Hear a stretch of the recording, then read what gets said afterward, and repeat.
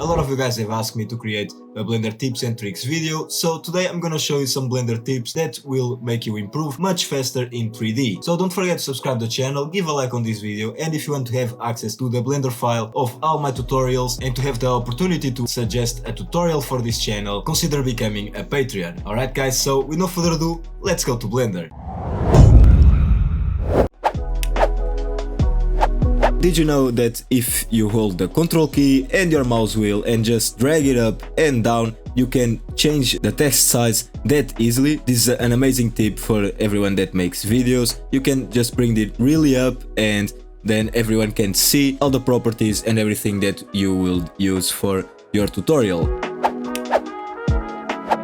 As we are here in our 3D viewport, I will show you a simple way and an amazing way that you can use to improve your workflow. One of that is when you are adding a cube, you can do one simple thing.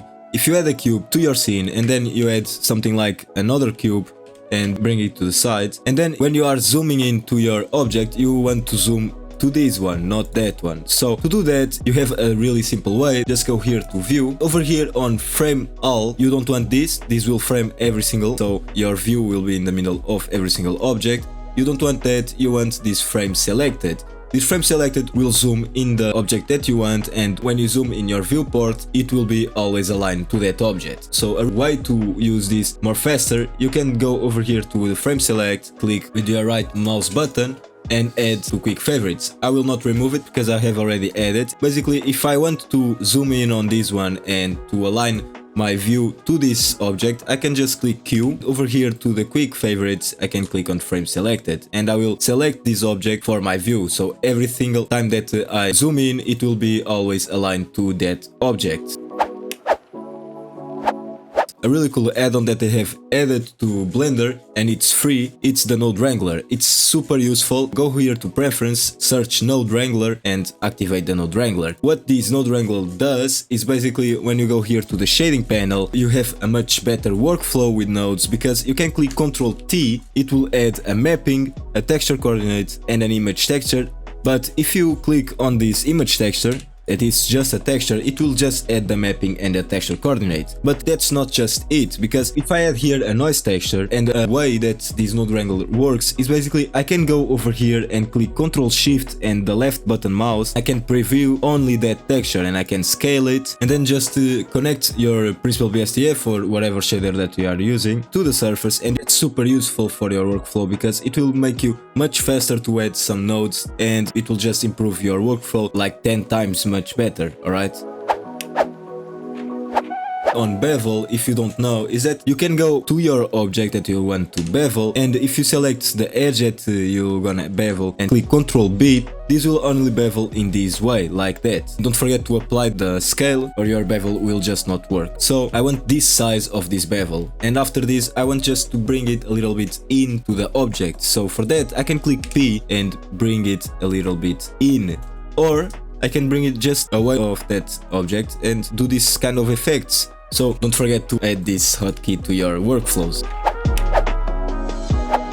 So as we are here talking a little bit about bevels, we have a trick to extrude faces. If I go over here to this object that is already subdivided with the face select over here and click Alt, I will select every single face. But if I click only E to extrude, it will only extrude these faces in one direction. I don't want that because every single face has its own normals. So for that, I can click Alt E and select extrude face along normals. Another really cool tip is if you want to extrude them individual, you can click Alt E, extrude in individual faces. Then you can go over here, put this in individual origins, click on S to scale, and I will scale every single face individual from each other. As we are here talking a little bit about extrusions and how to extrude individual faces and how to extrude faces in their own normals, let's talk a little bit about booleans. So you need to know how to work with booleans and how to then clean up the mesh. A really cool way to use booleans is if you add here on this modifier, I will add here a boolean node, put this in difference, select here my other cube, you can see nothing is working. Why? Because my cube is just in the way. So if I hide it, I can see that I have added here a boolean. But if you are are hiding all the time to see what is going on, you are just spending time on something that you should not. So for that, you can go over here to your object properties, here on viewport display, just change here display as and display as bounds. Now I can see my cube, but I can still see my boolean cut. Then you can add more modifiers to that boolean. If I go here to my cube and add here a solidify, bring this thickness up or down, you can see what effect we are creating, and it is super useful for hard surface modeling.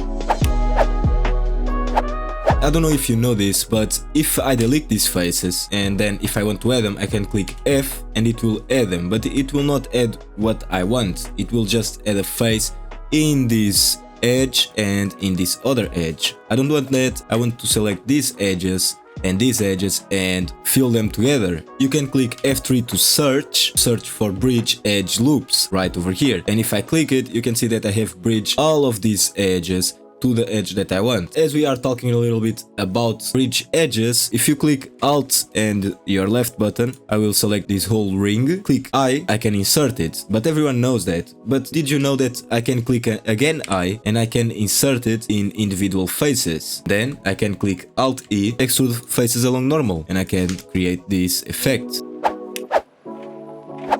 So did you know that you have a tool that will deselect randomly your faces on an object? If you didn't know that, I'm gonna show you. First of all, I'm just gonna subdivide this, and if I click 3 to only select faces, click Alt, select this whole ring, I can go and click F3, search for checker deselect, and it will deselect faces randomly, just like that. So we have been talking a little bit about faces, so now let's talk a little bit about edges and vertex. Did you know that when we have a vertex selected, if we click double G, I can slide this vertex on the edge that I want. Sometimes you want to slide them a little bit above and not just in the edges that are created on your object. And for that you can click double G. If we are sliding down, if I click C, I can now slide him up from the selection. If you want to slide him away from your object, you can click double G and then just go to the part where he's sliding on the direction that you want him to slide. Click on C and then you can slide him further. Did you know that you can have more than just one of these faces and edges selected? Click Shift and select edge and select faces. But if I only want these two, I can select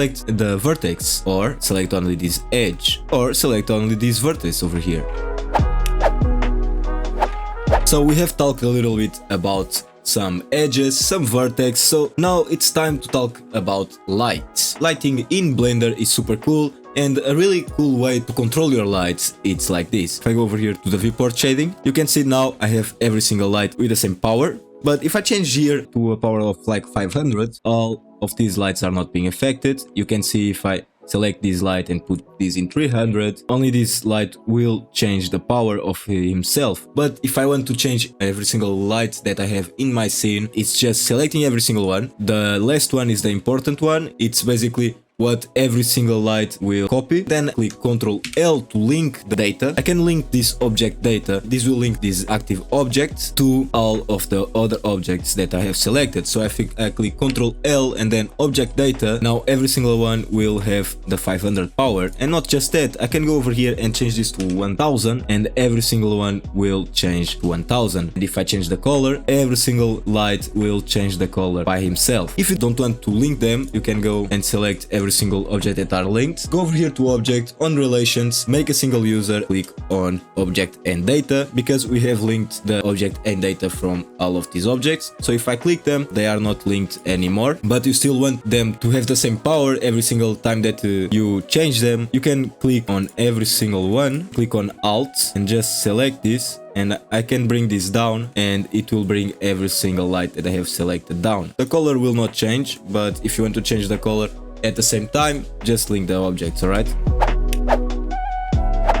Basically, when you are creating a scene and playing with the colors of your lighting to create a really cool scene or a really cool light effect, you can just go to Adobe Color, select the palette that you want to work with, and then you can see that if I go over here to shading and if I add here an object, add here a new material, 4 materials like that, this will be red, this blue, and if I go over here to my red material, change this to red. Every single face of my object is red, but if I click tab and go to edit mode, click 3 to go to face select, select the face that I want, go to the material that I want and assign it. Then I can bring this to blue, do it to every single one that you want, and this to green. So I can change the colors of my material to show you that I can change the colors, yes. But when you are working with lights, you want to change the colors to colors that work well with each other, and that's where Adobe Color comes in. If I choose one of these palettes, I will choose this one and go over here to my object. I will select this blue color and I will change this to one of these colors. So I can click on the base color, click over here and change it to this color. And then this green will be this, and this orange will be this one, and this red will be this green over here. And you can see that now it works much better because it's a palette color and all of that colors will work perfectly with each other. So don't forget to use Adobe Color for your scenes and for your lighting. So if this video helped you and showed you some tips and tricks that you didn't know already, don't forget to subscribe to the channel and to give a like. And if you want to have access to the Blender file with all of these tips together in just one file, you can go to my Patreon page where you have this Blender file there for you to download it, and all of the Blender files of the tutorials that I have created until now. And if you want to suggest a tutorial, go to my Patreon page and there you can suggest a tutorial. Alright guys, so this was the video. I hope you enjoyed this video and this video helped you. So that's it guys, and I see you in the next one. Bye!